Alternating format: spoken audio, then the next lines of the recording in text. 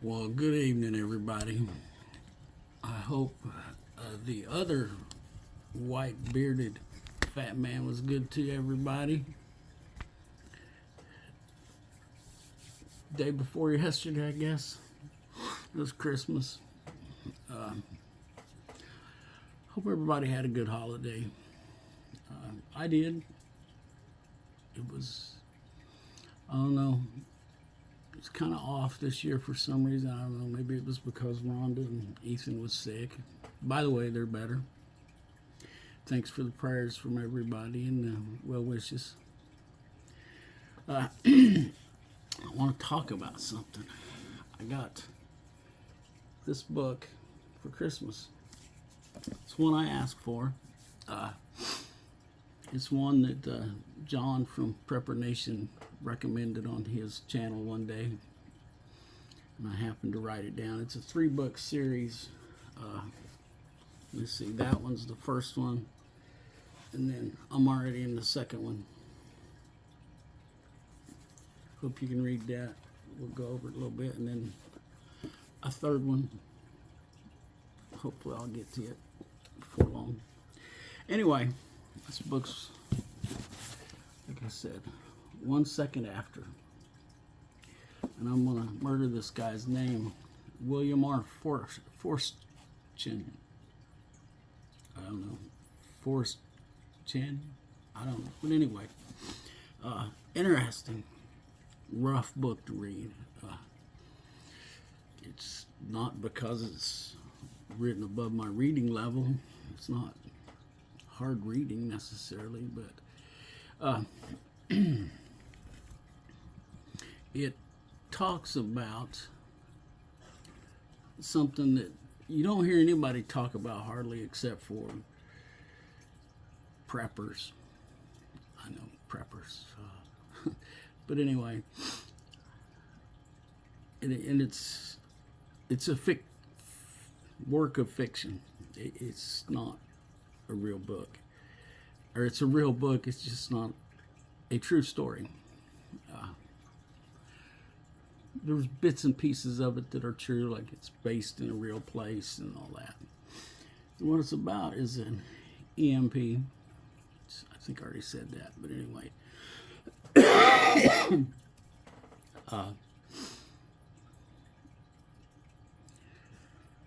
And there's a lot in there that you just don't think of as we go through our daily lives. And if, you know, an EMP is a possibility. I don't really know what the probability is. From what I can gather, it's more likely that we have a grid down situation, the electrical grid go down, which is basically what happens when you get an EMP. So this would be food for thought for either of those situations. And like I said, there's a lot to think about in this book. Whoa. You know, the grid goes down. Think about how dependent we are on the grid, the electrical grid. You know, I have a generator. I can't run my whole house, it's not big enough for that, but I can keep my freezers and refrigerator running with it. And, you know, so I thought, okay, you know, we'll be all right for a little while. But then you get to thinking, especially reading this book, if the grid goes down, first 24 hours probably isn't bad. People are probably expecting, well, it'll be back up. It'll be back up. It's just, you know, I'll have to trim my whiskers up. Anyway, you know, for about 24 hours, people will be all right. They'll have it back up a little bit because that's what we're used to. I mean, we have power outages here all the time. Different things, the wind. Which, I mean, we have power go out here due to the wind when it's like 30, 40 mile an hour winds sometimes. I mean, nothing bad. And then, you know, sometimes somebody will run into an electrical pole and knock the power out, or, you know, stuff like that. But but after that, you know, and in the case of an EMP, now grid down situation is not going to be as bad as an EMP because places like hospitals and nursing homes, they've got backup generators. I think there's a few stores that do. So, people probably won't panic as much. They can still get out, They won't be able to use their debit card for things. Have you thought about that? I mean, I almost exclusively use a debit card. I tried to not so much, but it's just so convenient. As a society, we love convenience. And, me too. Just whip that card out, stick it in the machine, and punch in some numbers and go. But in the case of an EMP, like in this book, I mean, about 48 hours or so in this book, and to me it kind of rings true. Whether it is or not, I don't know, but I would say so, because most people don't keep food in their house.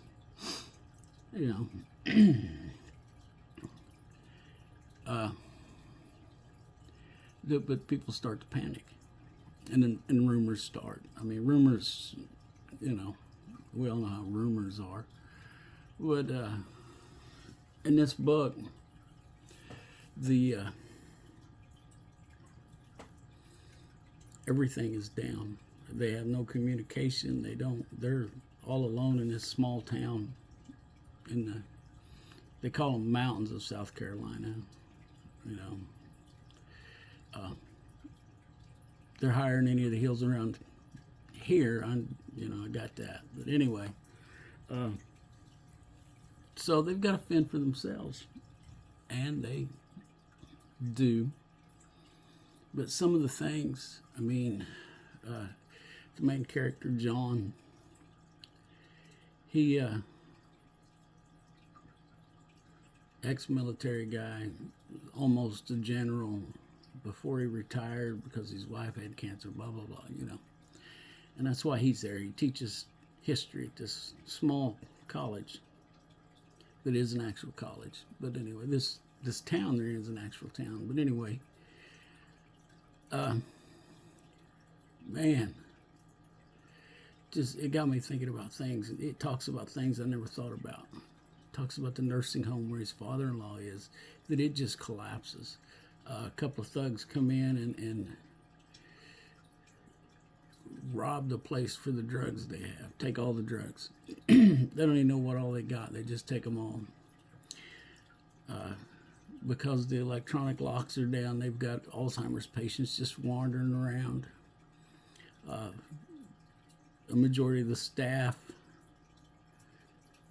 have family at home, so they go home to check on them and never come back. There's only like 3 people running this nursing home that's got like 60 people in it, and quite a few of them are Alzheimer's patients. So it just it was a rough read for me. I enjoyed it. I read it. I started it Christmas night and finished it just a little while ago. I had to make myself, a lot of times I just wanted to put it down and get away from it for a while. But the thing is, we got to think about these things. All the hospitals are down. They have limited medication left. All the food's been taken out of the grocery stores. The pharmacies have been overrun and all the medication taken out of there. It starts with the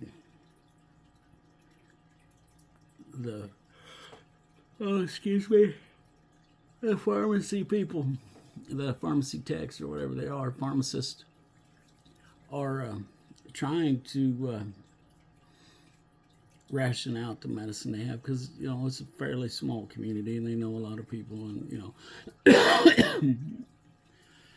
But anyway, you don't think about that.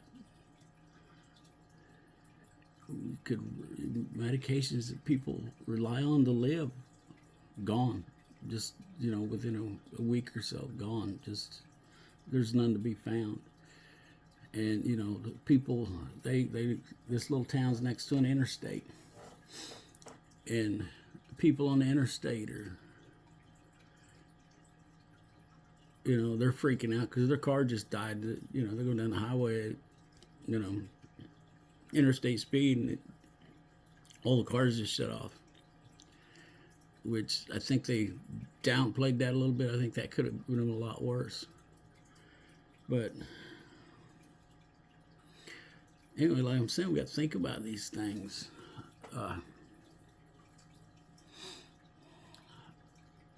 And it makes me wonder, especially with the current administration, has our government thought these things through? Have our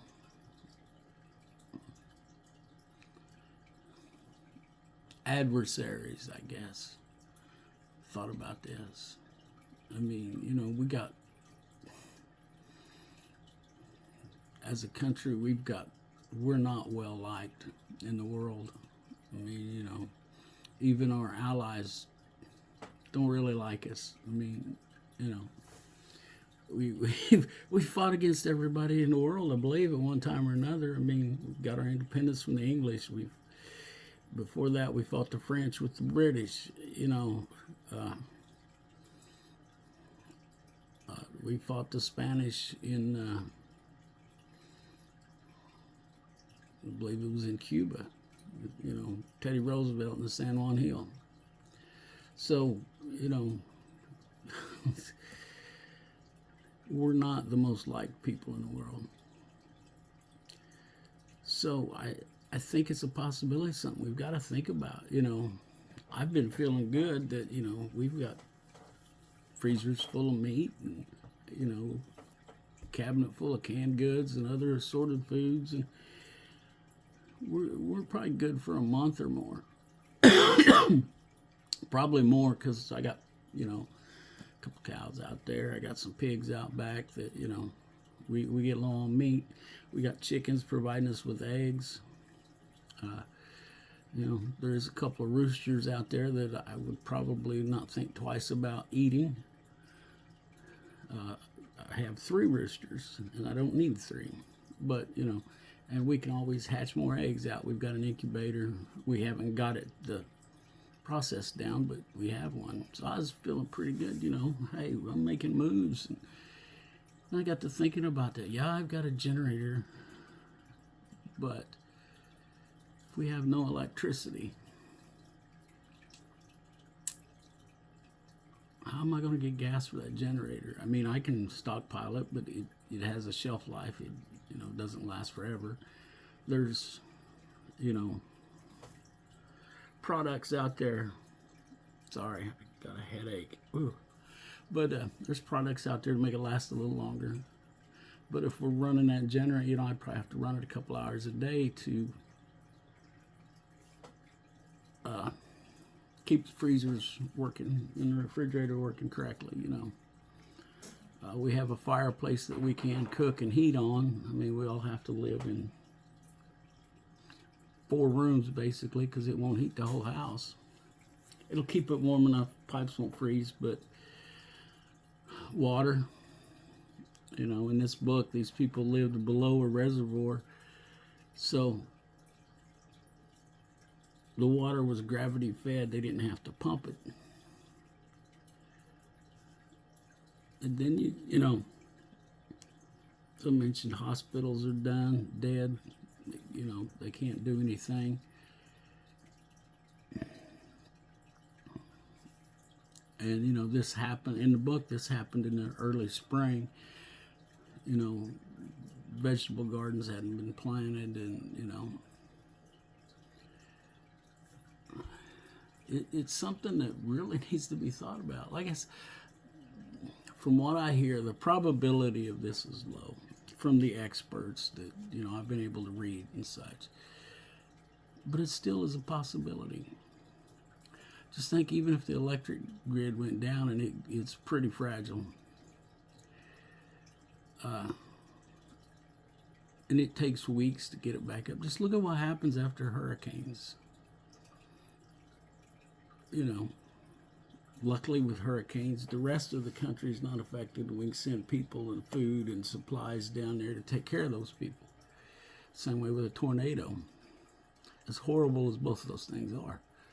But the grid goes down. You know, in the case of an EMP, all your newer vehicles, I'm going to assume anything that has from, I'm guessing 1973, 1974 and newer, because it's about the time frame of the electronic ignitions when we got away from the old point system. And, you know, if you've never set a set of points, and you don't know what you're missing. Of course, it's not too bad once you get the hang of it. But here, I'm thinking, you know, all of our vehicles are dead, except my old 1974 Sportster in the garage, but it needs some work.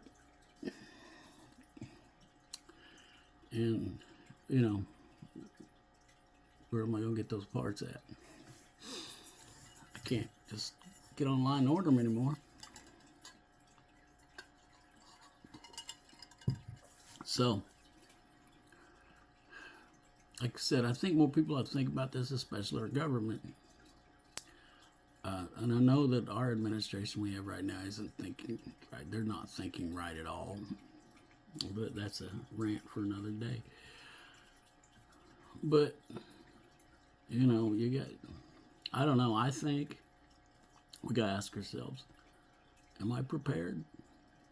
You know, if an EMP hit me right now, you know, we're coming into the first of the year. The date of this video is December 27th, 2023. All of our winter is still ahead of us here. January and February tend to be our worst months. And March usually, or March can be just as cold and nasty as January, February around here. You know, I live in southwest Missouri. Like I said, I don't have enough firewood cut up to last us that long. I should have. You know, and then there's my mom down in Carl Junction that, you know, luckily she's got her propane stove, propane heater. Her kitchen stove is propane. And, you know, she's got a 500-gallon tank. And, you know, that usually lasts her quite a while, even though she does a lot of cooking. But she also eats part of her house with firewood. You know, she's got 3 boys down there that should be able to take care of things, but they don't. And some of it's their fault, some of it's not. And some of it is the fault of our society right now that don't teach anyone how to take care of themselves. They don't encourage that. They don't encourage self-reliance and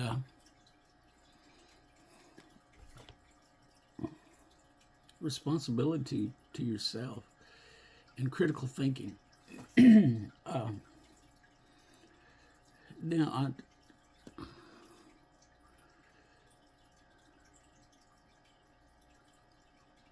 yeah, silence is good content there.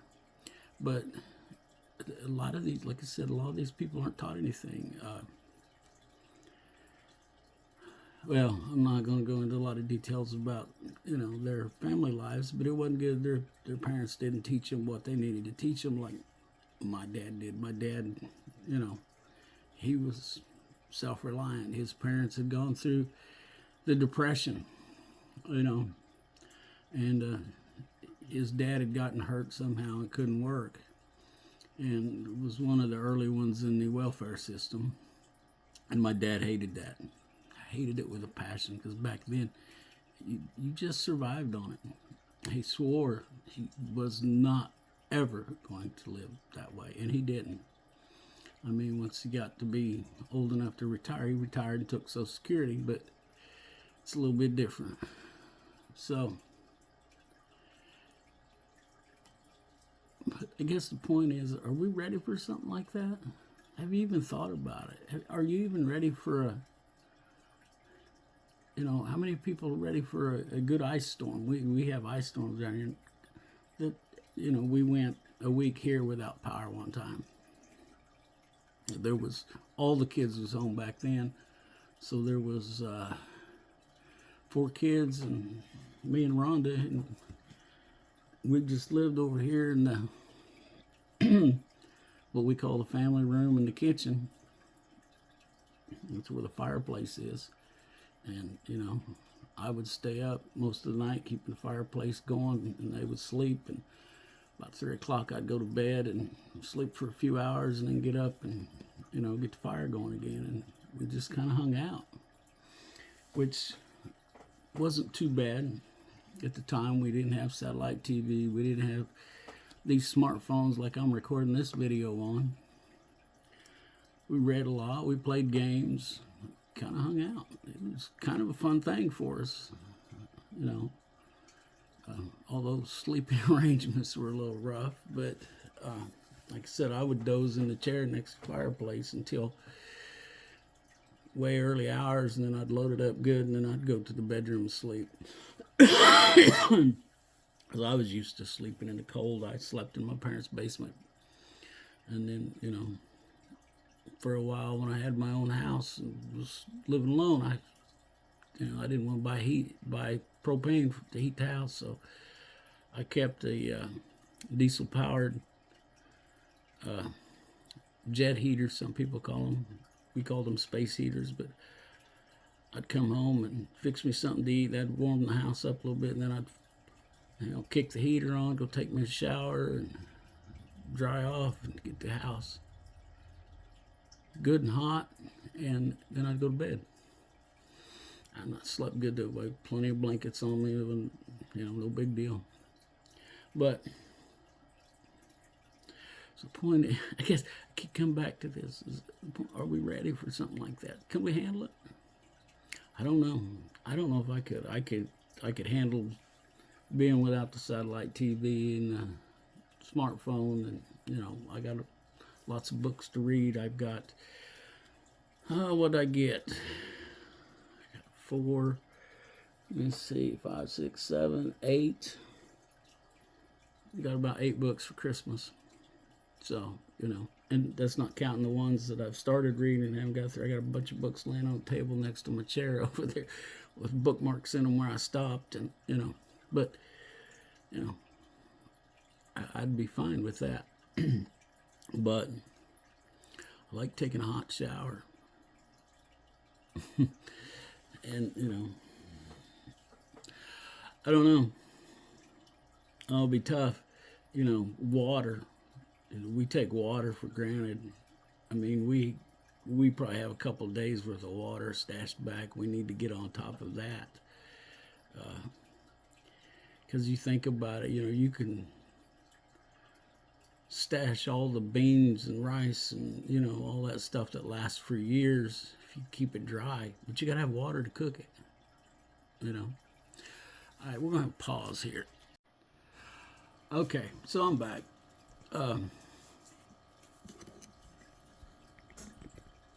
There.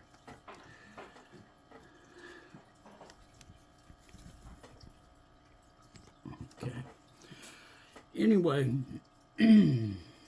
if you want something to think about, find you a copy of this series of books. 1 second after is the first one, then it's 1 year after, and then The Final Day. Which, as rough as this first one is, I'm not looking forward to that one that says The Final Day. But this first one should make you think. It really should. You know, we're so dependent on technology. It's unreal. Everything. Everything in our lives revolves around technology. It's crazy. You know, there's a lot of concern out there about AI, which is scary. You know, but this is about the scariest thing I've read in a while. I mean, the amount of dying, just people dying. The guy that's the main character. Well, I don't want to give it away. You need to pick it up and read it, and you'll understand. And I think that they got pretty close to the way things could go in that situation. You know, an EMP wiping out all the electronics and things. So,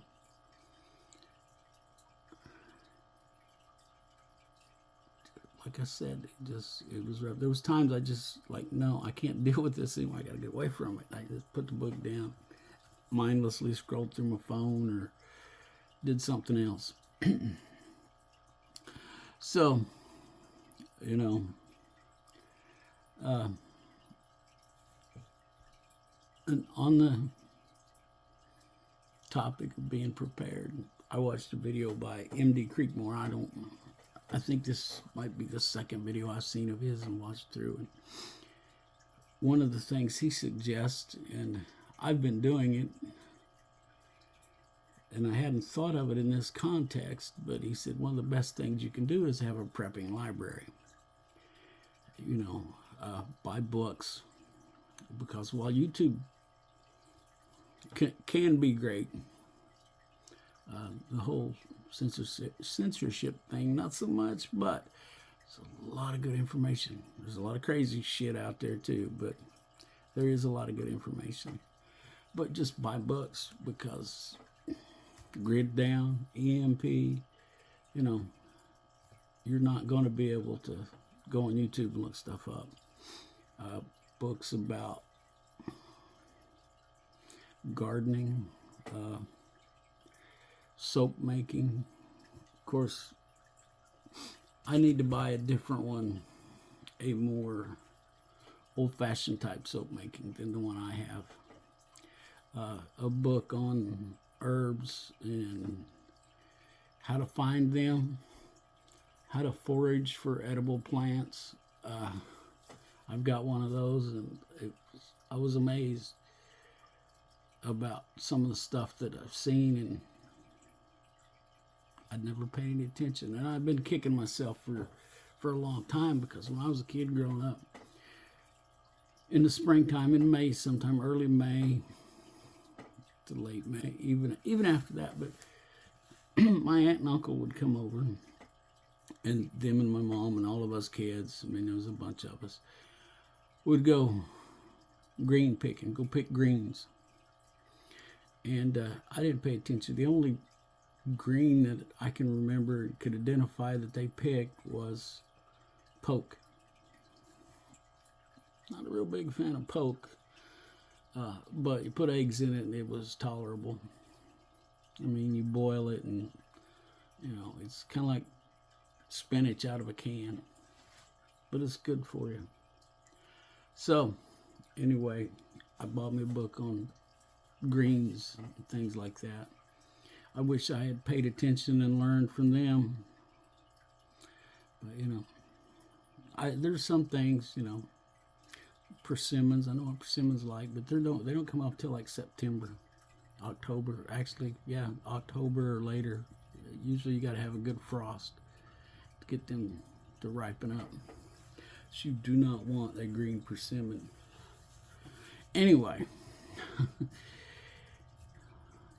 build you a library. If you're thinking about prepping or even just living a healthier lifestyle, build you a library. I know a lot of people don't like to read. I don't understand that myself, because I read. I like to read.